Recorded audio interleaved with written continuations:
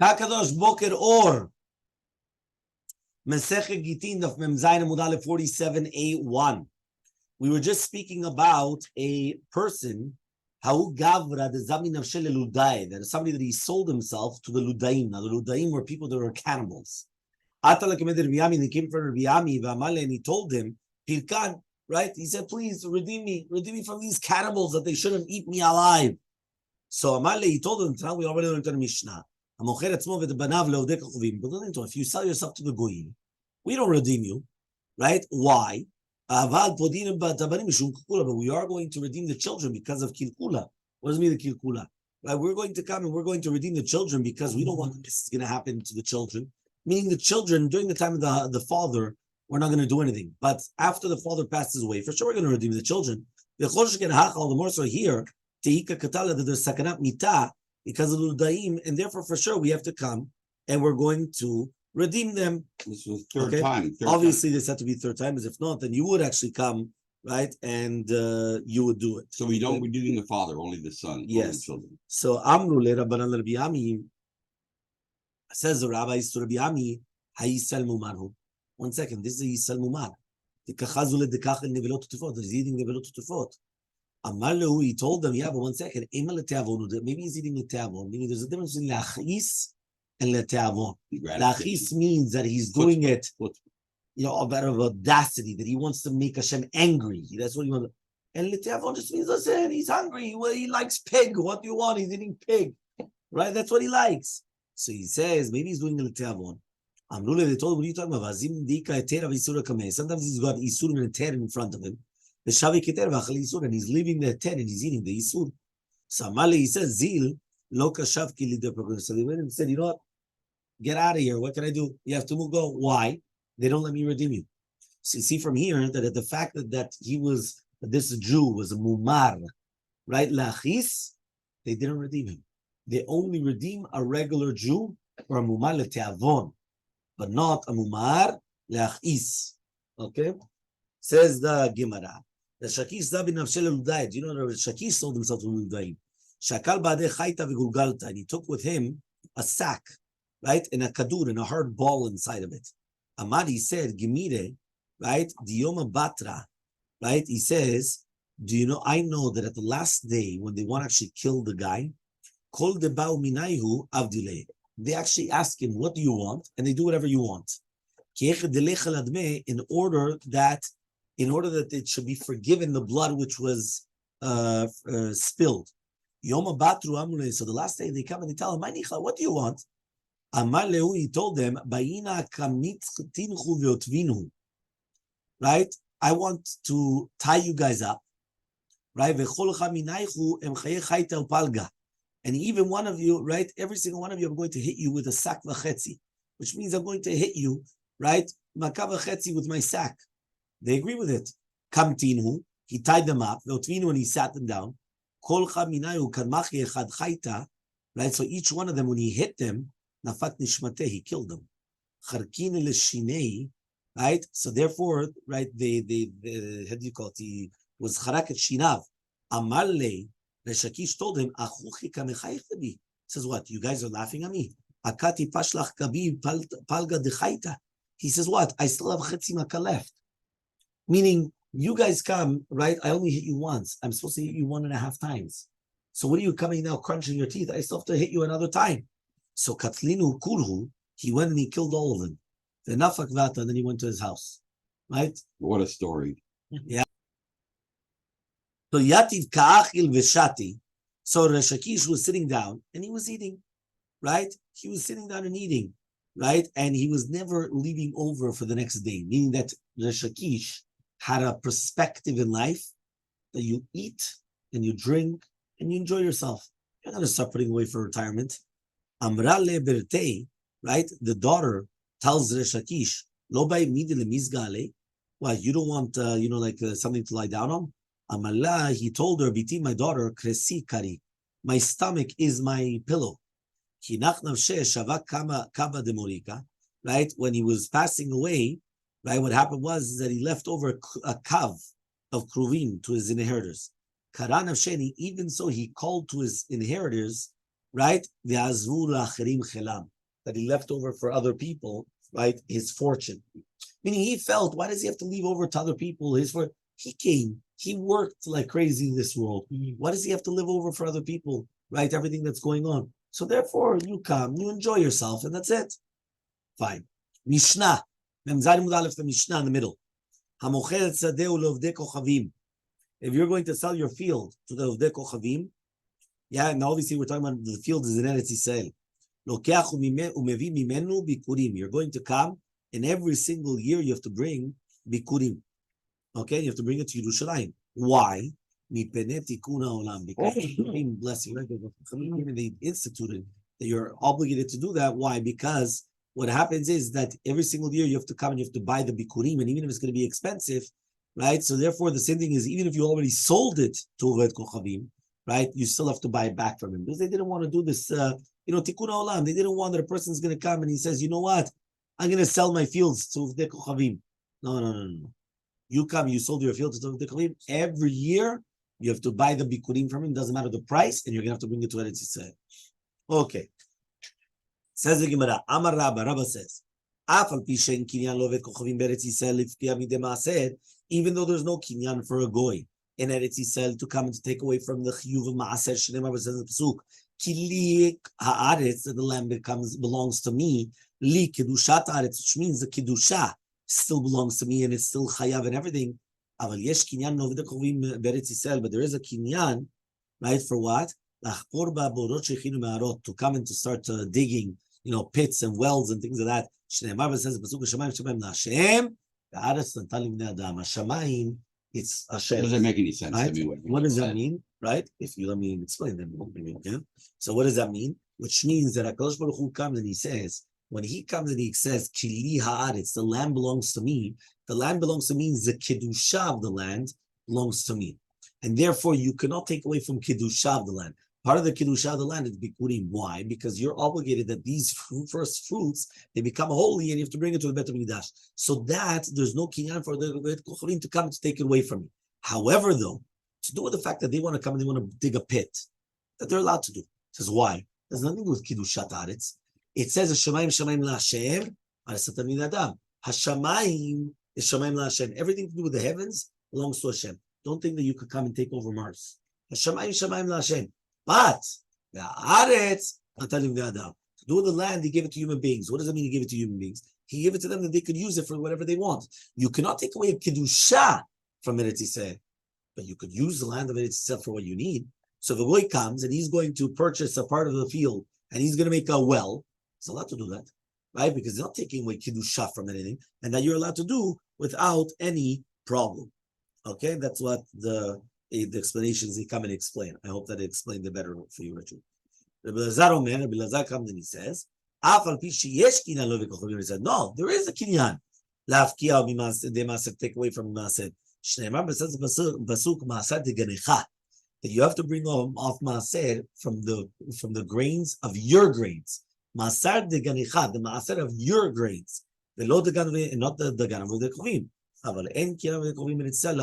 But you cannot take it. Why? Shneimar LaHashem haaretz. Right? What does that mean? Right? There's another pasuk that says LaHashem haaretz umua. What does that mean? Right? We come and we say that Eretz Yisrael belongs to Hashem, and it can never be sold to the goyim. So therefore, right, because of that, they cannot just buy a well or buy a piece of land and start making wells in it. You can't do that. Why? LaHashem haaretz umua. So Hashem belongs to the entire land. So the Gemara is going to say, 1 second, so then explain yourself. I don't understand. 1 minute you just told me, right, that the goy cannot acquire something to take away from Maaser. Why? Because the Kiddusha belongs to Hashem, and therefore you cannot take away from Maaser. The next mandamar, which is going to be Rabbi Lazar, not Araba, comes and he says, yeah, you could. Why? The pasuk, Maaser Diganichai, you're the gun, and not the gun of the goy, which means that the goy could take off from the Maaser. He could take away from he could acquire the land of Israel. There's not going to be land obligated in Maaser. But then we come and we have also two different pasukim. One pasuk says, "Hashamayim Shamayim LaHashem Natan Libnei Adam," that the Shamayim belongs to Hashem and the land belongs to human beings, and therefore he could purchase a pit or a field in order to make a pit in Israel. That's Shitat Rabbah. And the next one, Rabbi Lazar comes and he says, no, he can't. But it says LaHashem haaretz umua, the entire land belongs to Hashem. So if the entire land belongs to Hashem, he can't just come and purchase a piece of land and do whatever he wants with it in the land of Israel. So it's a contradiction. What's going on over here? Right? This is what we don't understand between the two different opinions. So what is the machloka between them exactly? More savar de ganecha velo de gan oved kochavim. One of them actually holds that when it's written in the Torah, de ganecha, masad de ganecha, it means only you're the gan and not the gan oved kochavim. And therefore, right? And therefore, it comes out that his kinyan is mafkia from the obligation. Meaning, when he acquires it, he takes it out, and now he's not obligated to give maaser. Umor savar and Rabbi holds digunecha. Digunecha means that it's only when the Jew comes and he puts it like in a pile, then you finish the maaser dagan, and then you're going to be chayav in maaser. So this comes to teach you that the miruach Yisrael is mechayav maaser and not the digun oved kochavim. Okay, that means if it's going to belong to the Oved Kochavim during the time of the Miluach, it's patur from the Maaser. But if the grain will belong to the Jew during the time of the, making it into the pile and everything, it's going to be chayav in the Maaser. So Amar Rabba comes and he says, how am I going to tell you this? The time was learned on Misha, when you have leket shichal peah. Remember, leket shichal peah are the three things that you're obligated to give to the aniyim. Whether it's going to be that when you're plucking the stalks and you forgot a stalk, or you forgot like two, one up to two of the strands or whatever it is on the floor, or the peah, which is the corner of your field, right? Those things, they go of oved kochavim chayavim maaser and ken ifkid. They're going to be chayav and maaser unless he's mafkid et zeh, right? Mefurash. So says the Gemara, 1 second. What are we talking about? Is that hechidami ilam Israel? If you're going to tell me right now that the leket shichal peah was that the Jew left it in his field, the liktinu oved kochavim comes and he takes it, right? So he says, Elam ken ifkid, unless he's going to become mafkid, hamifked v'kaim, it's already ifked. Like, what's going on exactly? That means the Jew already made it ifked to the anim. So what are we referring to? Elala, but rather, it belongs to the oved kochavim. And the Jew was the one that collected it. So Tamad Devki, the reason why you're going to be patur is only because he made it efker. But if he didn't make it efker, you're going to be chayav. So you see from here that it's going to be chayav of maaser, even a sadeh of a goy. So says the Gemara, no, it's not true. Leolam Yisrael, really by man, the land belongs to a Jew. The liktinu oved kochavim, and a goy is the one that's collecting it. Ukamarta, now when you said amipake v'kaime, right, that it's going to be efker already. Even though we just said that it's going to be hefker, he says, what? Are you going to tell me now that it's going to be hefker, right, for the oved kochavim? What's going on? Right? Obviously not. Right? That means basically what? You think that the boy is coming making it hefker? What's going on over here? So Tashema, we're going to try to bring a proof. Yisrael shelakach sadeh me'oved kochavim an shelo yavi shlish. If a Jew purchases a land from a goy and it still did not grow a third of its gidul, and then he sold it, right, to the oved kochavim. Once he brings a third, chayev b'maaser. You're going to be chayav maaser. Shekran nitchayva because it was already chayav in maaser. Nitchayva in only if it was going to be chayav in maaser, but it lo nitchayva lo, right? But if it wasn't chayav maaser, no. Everyone understood what happened. This land belonged to the goy. The goy sold it to the Jew. It started growing, but it didn't grow a third. Then the Jew sold it back to the goy. And now it continued with the third. So when it gets to the third, now it's going to be chayav maaser. Why? Because it was already chayav in maaser. So says the Gemara, what are we dealing with? Syria, in Syria, which is kivush yachid, where David Melech came and he conquered Syria by himself without everybody. The kasavar kivush yachid, and therefore they hold that if one individual comes and he conquers the land, it's not considered part of the land of Israel. So Tashema, we're going to try to bring another proof now. Imagine right now you have a Jew and non-Jew that purchase a field with a partnership. 47b. So according to Rabbi, you have Tevel and Chulin together. Why? Because anything that belongs to the Goy is patur from Aser. Anything that belongs to the Jew is Tevel, is untithed produce. Rashba says, Shaloved Kochavim is going to be patur from everything. Shalisel is going to be Chayav, the entire thing in Tumot Masrot. The entire thing is Tevel. Okay, meaning it's not just what is non-tevel produce? That's chulin, regular produce that there's no problem with. In tevel? Tevel is untithed produce, which means that it's chayav and trumot masrot. Okay, so says the Gemara, ad kan lo plige ela de mor savar yesh breira, mor savar in breira. if you remember, there's a machloket. Is there a concept of breira or not? Which means when you come and you divide afterwards what went on, do you say that retroactively you knew which part belonged to who? Which part belonged to the goy and which part belonged to the Jew, right? But the chuli alma yesh kinyan v'kochvim beretzelef k'bim leseb. But that means it comes out according to everybody. There is a kinyan for the goy that he could come and uproot, right? The kiddusha v'etz Yisrael. So says the Gemara, Chanami also we're talking about in Syria. Okay, fine. We're going to try to bring now a proof from our Mishnah to Rabbi Lazar. We're going to try to bring another proof. If you're going to come and you're going to sell your field to a goy, so you have to purchase from him and you have to bring the bikurim. Why? So it comes out only because of tikkun olam, not because of doraita. So it comes out that what? That you see from here, that if you're going to say that the kinyan v'kochvim is not going to take away from the sadeh mitzvah turiyot ba'aretz, so it should be chayav min Torah. So you see from here, the kinyan v'kochvim does take away, right, from the chiyuv of the bikurim and everything, and it's only because of tikkun olam that you have to do it. So Ravashi says shte takanot. Really, there were two different takanot, right? Mikara, the beginning, havumaitim doraita. They used to bring the bikurim doraita. Given the chazu, right, the kamikre umezabne, but when the rabbis saw that they were happy that they were selling their fields to the goyim, the sabri b'dusha tolehu kamen, because they thought that listen, that it still has the same kedusha, so therefore takinu lehu de lo laitu. So then they said, you know what, don't bring any bikurim, right? Why? Because they didn't want them. These people thought, listen, I could sell my field to a goy, and it still has kedusha, so I could come and I could bring bikurim. So they didn't want that. They didn't want that everyone's going to start selling their fields to goyim. So they said, no, you can't bring bikurim anymore. But Kevin the Chazu demanded then they saw the people that didn't have parnasah, so they were selling it. And then it would be always in the hand of the goyim. Then they went and they said, no, you have to bring it every single year.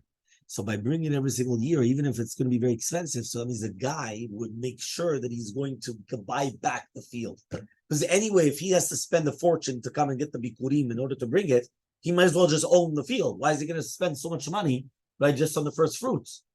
Okay, fine. So therefore, obviously, there's no proof from our Mishnah, because we just disproved it. Okay, Itmar, it was stated. Hamocher sadeu leperot. If you're going to sell your field only for the fruits, not for the field in itself, meaning the body, the actual field in itself belongs to you, but you sold it for fruits. So Rabbi Yochanan says, you're allowed to bring the bikurim and you read the parashat bikurim. Rishaki says you bring it, but you do not read parashat bikurim. Rabbi Yochanan says, you're going to bring it, you're going to read it.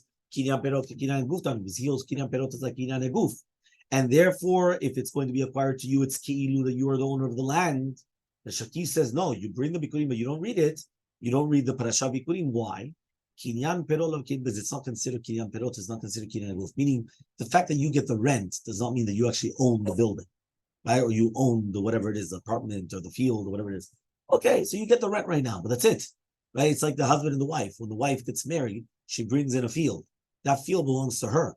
The husband just eats the fruits. He's able to take the rents and that. But the actual field in itself, if he divorces her, she takes it back with her. This belongs to her. Okay? So 8 Rabbi Yochanan. So comes now, he says, Rabbi Yochanan comes and he asks to the Shakish, right? Ulvetecha. It says in the Pasuk, you're going to be happy with all the good that Hashem is going to give to you into your house. Does that, you know that means you're allowed to bring the bikurim of your wife? Because since it says your house is what? Your wife. So you're going to be happy with all the fruits of your wife, and you're going to bring the bikurim, and you can read parashat bikurim for her. So it comes out that even though the husband only gets the perot, it is considered that it's his, and he can bring it and he can read it. So it's a question, right, against Resh Lakish. He's probably doing it as the agent of the wife. So Elmaleh, he says, it's different over there. It's a special pasuk. Meaning the fact that it's a special pasuk telling you that that's what you're allowed to do. But usually, be'emet, it's not considered kinyan guf. You can do it. But here in this case, you could do it. Okay? Some people say, it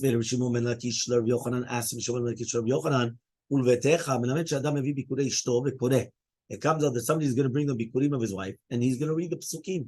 So hatamihu over there, it's written dichtibu lebetecha. But regular cases, no. So Elmaleh, he says, Tamadida nami. I'm also bringing from the same pasuk. So 8 ways, so we're going to ask the following question. Imagine somebody's traveling on the path, and he has the bikurim of his wife in his hands. V'shama shemeta ishto, he finds out that she died. So mevi, right? V'koreh, he's going to bring it, and he's going to read the parasha. Meta in lo meta lo, but that's only when she dies, not if she didn't die. So answers the Gemara, hu adin nafal lo meta, even though she didn't die. Umeta yitzicha leviyisto v'chidush, that even if she died, you could still bring it. So I would have thought to say ligzor, make a gzera. Mishum de Rabbi Yosef bar Chanina, because of Rabbi Yosef bar Chanina. Ta'amar Rabbi Yosef bar Chanina, says Rabbi Yosef bar Chanina. Bitzaran v'shigram b'yad shliach. We're talking about that she went and she put it, like she gathered it together and she sent it with the hands of a shliach. And then the shliach was the one that died. Umet shliach b'derech. Mevi v'eno koreh, so then they bring the bikurim and they don't read the parasha. Shneimar b'zez b'zuk v'lakachta v'evata. You took it and then you brought it. It has to be the same thing, which means everything has to be the same person that's taking it and bringing it over to the Kohanim. Kamashmalan comes to teach you that in this case, you still come and you bring it and you read it because it was for the person's wife. The Azdu, the Tamar, they go according to the reasoning. The Itman was stated in Mukhar Sadeu. Somebody that comes and he sells his field, Isman Yovel Naheg, right? During the time of Yovel, Rabbi Yochanan says, Mevi v'koreh, you're going to bring the Bikurim, you're going to read the Parashat Bikurim, and then Shakish comes and he says, Mevi v'koreh, you're going to bring it, but you're not going to read.